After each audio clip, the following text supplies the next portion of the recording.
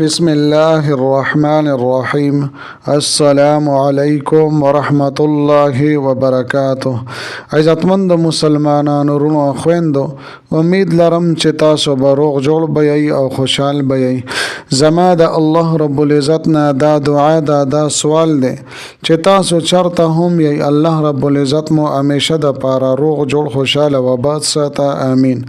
عزتمندو، نن د یوې نوې او خاص وظیفې سره زه تاسو مخکې حاضر یم. نن درته محترمو د جمعې مبارکې د شپې یو ډیره خاص او طاقتوره وظیفه بیانوم. ډیره مختصره وظیفه ده.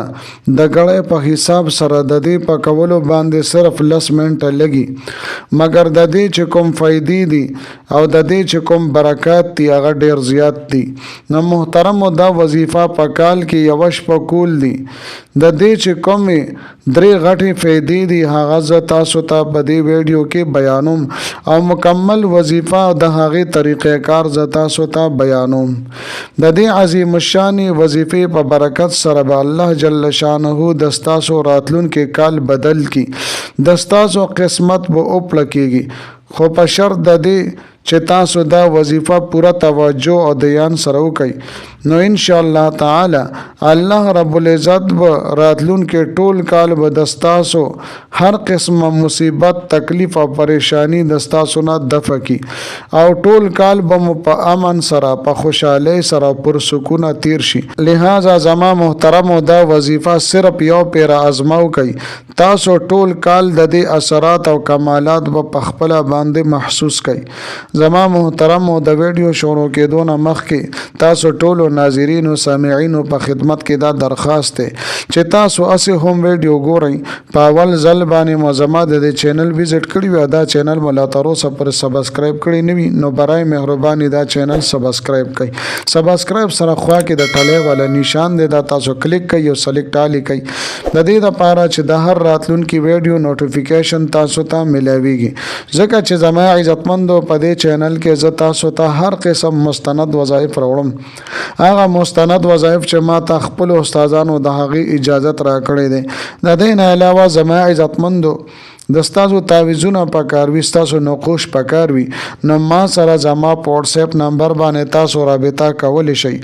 محترمو، زما د حوصله افزایی دپاره ویډیو ضرور لایک کړئ او لاندې کمنټ کې تاسو ماشاءالله، سبحان الله، جزاک الله د دې په شانتې نور ښکلي الفاظ تاسو منشن کړئ. دې سره به زما عزتمندو ما ته حوصله افزایی ملاویږي او د دې نه ښکلي وظایف به زه تاسو ته په دې چینل کې راوړم. زما محترمو، دا به تاسو هم نن د جمعې مبارکې په شپه باندې به دا وظیفه به تاسو کوئ او تاسو ته د یاد وي چې نن شپه 15 شعبان المعظم هم ده، یعنی د جمعې مبارکې شپه هم ده او ورسره د 15 شعبان المعظم شپه هم ده. زما محترمو، 15 شعبان المعظم یعنی د شعبان 15 تاریخ، زما عزتمندو د 15 شعبان چې کوم شپه ده دا ډیره د برکتونو او د رحمتونو والا شپه ده او ورځ هم ډیره د فضیلتونو والا ورځ ده. زما محترم، مونږ ته پکار دي چې په دې شپه کې او په دې ورځ کې مونږ ذکر اذکار وکړو او د عبادت خصوصي اهتمام مونږ وکړو او د زیات نه زیات دعاګانې د الله رب العزت نه مونږ وغواړو. لہذا زما محترمو، یو خوا کو وګورو نو د 15 شعبان المعظم شپه ځان ته مبارکه شپه او د کمالاتو نه ډکه شپه ده، او بل خوا بله مونږ وګورو د جمعې مبارک شپه ډیره منوره او روحانه شپه ده. لہذا زما محترمو، دا کوم وظیفه چې زه تاسو ته ذکر کوم دا د 15 شعبان د شپې یو ډیره خاص او عالیشانه وظیفه ده. ډیر فواید او برکات دي د دې شپې او د دې وظیفې. لہذا زما محترمو، خو نن شپه تاسو دا وظیفه په پوره توجه او دیان سره وکړئ. ان شاء الله تعالی الله جل شانه به د ستاسو تمام حاجات پوره کړي. په عمر کې او په زندګۍ کې به مو الله جل شانه برکات را نازل کړي او د مخلوق د محتاجین به مو الله جل شانه وساتي. زما محترمو، دا کومه وظیفه چې زه تاسو ته ذکر کوم دا وظیفه د لوی علماء کرامو نه، د شیوخو نه او د بزرګانو نه را نقل کړې شوې ده او اوچتو هستیانو دا عمل او دا وظیفه کړی ده مونږ ته هم پرې هودلې ده. نو زما محترمو د 15 شعبان المعظم چې کوم شپه ده دا ډیره مبارک شپه ده. الله جل شانو په دې شپه کې د ټولو مسلمانانو بخنه کوي مګر څه کسان داسې دي چې هغوی ته الله جل شانو په 15 شعبان د شپې او د ورځې هم بخنه نه کوي. پای کې زما عزتمندو اول ها کسته چې هغه د مور او پلار نافرمانه وي مور او پلار ته نه خفوي. نو زما محترم مونږ ته پکار دي چې د چا نه مور او پلار خفوي چې دا غي د راضي کولو کوشش وکي او بیا دا وظیفه وکي د الله تعالی نو دعا وغواړي ان شاء الله تعالی الله جل شانه به تقدیر بدل کی او قسمت به اوپړه کی. زما محترم حدیث شریف کې راځي الجنت تحت اقدام الامهات دا جنت کوم دی دا د مور په خپو کې دی مطلب دا دی چې د مور په خدمت کې جنت ملاويږي. دغه رنګ زما عزتمندو حدیث شریف کې راځي رضا ربي فی رضا الوالد. د دې حدیث معنا او مطلب دا دی چې پلار دنه خوشحال وي والد صاحب درنه خوشحال وي نو الله بندنه خوشحال وي او کچره والد صاحب دستانه ناراض وي نو الله رب العزت به هم دستانه ناراض وي. نو زما محترم او د مور او پلار نافرمانی کول دا ګناه کبیره ده او علماء کرامو دا غټو ګناهونو کې شمار کړي دي. او دویم نمبر زما عزتمندو هغه دوه کسان چې یو بل سره خبرې نه کوي د دنیا د پاره د دنیا په سود زیان باندې هغه روان شوي وي او یو بل سره خبرې نه کوي نو تر کومه پورې چې دا دوه کسان یو بل سره روغ شوي نه وي یو بل سره روغ نه وي کړي الله جل شانه دیتا هم په دې شپه باندې بخنه نه کوي. نو زما محترم مونږ خو د دنیا د پاره یو بل سره خبرې پریزو خو چې کوم د دین د پاره وي نو بیا مونږ یو بل سره خبرې نه پریزو. حالانکه زما محترم مونږ ته پکار دي چې د دین د پاره یو کس د الله تعالی نافرمانی کوي شرک او کفر کوي نو پکار دي چې مونږ هغه سره بایکاټ وکړو. نو علاوه د دینه مونږ د دنیا په کار باندې یو بل سره بایکاټ کوو او د دین په باره کې یو بل سره مونږ بایکاټ نه کوو چې یاره ته مونږ نه کې ته زکات نه ورکې ته روزي نه نیسې لحاظ زما تاسو را غم خادي پاتې ده. نو زما عزتمندو چا سره د دین په وجه باندې خبرې پرې خو دي حدیث شریف کې راځي کچره چا سره محبت کې نو هم د الله تعالی د پاره وکا او کچره بغض کې چا سره نو هم د الله تعالی د رضا د پاره به بغض کې مطلب د دې داري چې د الله تعالی د رضا د پاره یو دیندار کس وي نیک کس وي هغه سره مینا او محبت وساته علماء کرام سره مفتیان کرام سره قرا حضرات سره کې نه مینا محبت وسره وساته او کچره سوق د الله تعالی نافرمانی کوي نو دا غي نزان لري وساته.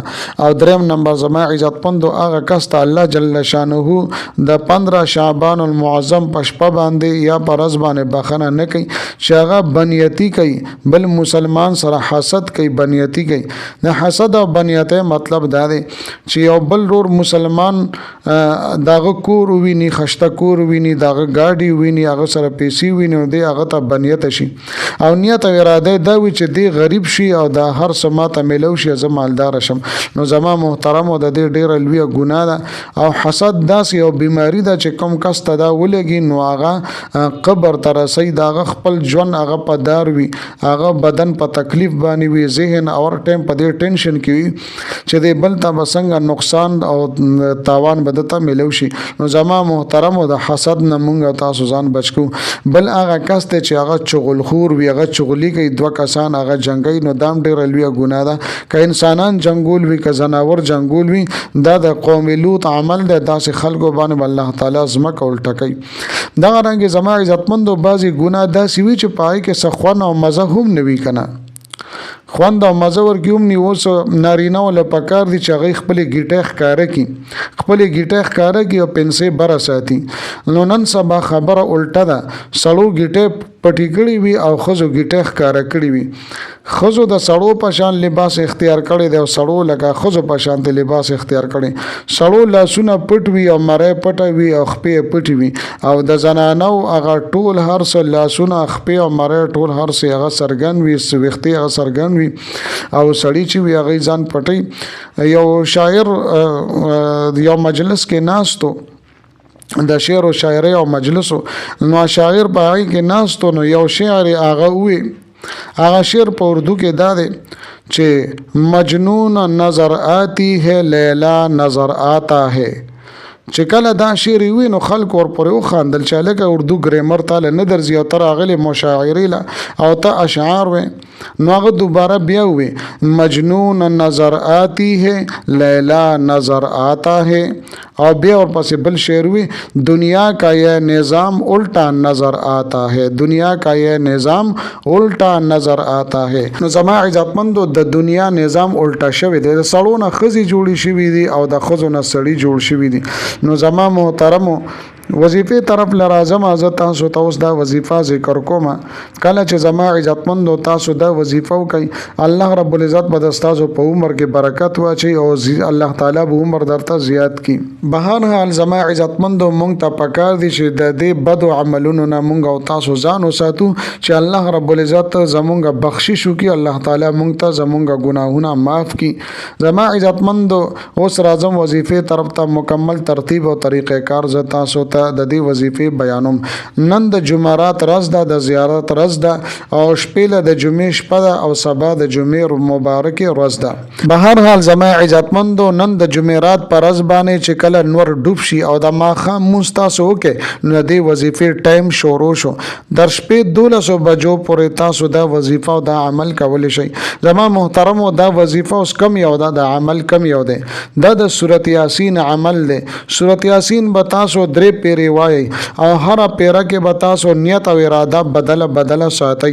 لومبنه پیره باندې چې کله تاسو سورۃ یاسین په لومبي ځل باندې وای نو نیت او اراده به تاسو د دې لپاره وکړئ چې الله رب العزت ما ته په عمر کې برکت واچي او الله رب العزت ما ته عمر سیوا کی.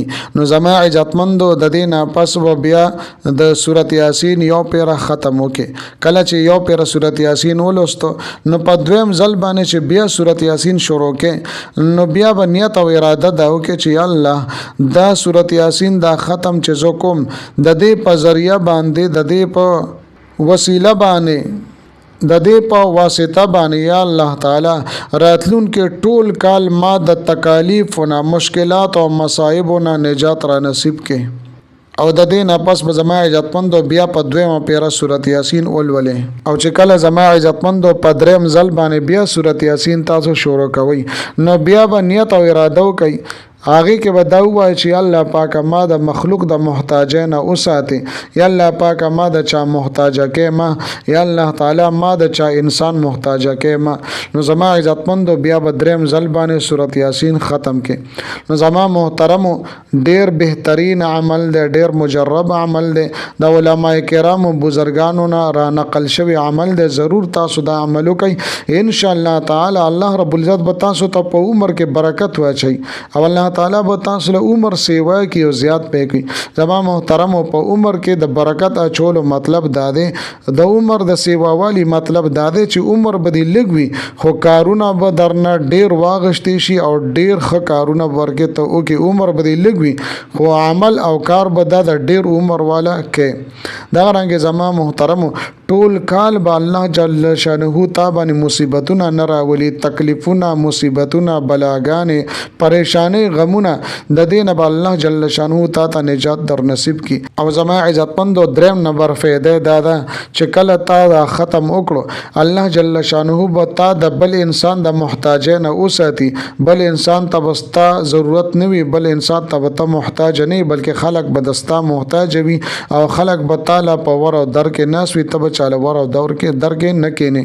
لہذا زما عزتمندو ډیر بهترین او مجرب عمل دی ضروري تاسو د جمعې پښپ باندې نن خامخا تاسو کوي ان شاء الله تعالی په ژوند کې به عظیم ترین انقلاب راشي او راتلون کې کال به الله جل شانه تاسو باندې ډیر بهترین او ډیر خوشگوار تیر کی. د ما عزتمندو امید لرم چې دا ویډیو دا وظیفه بس تاسو ډیر زیاته خوښی وي. که ویډیو مو خوښی وي ویډیو لایک کړئ چینل سبسکرایب کړئ.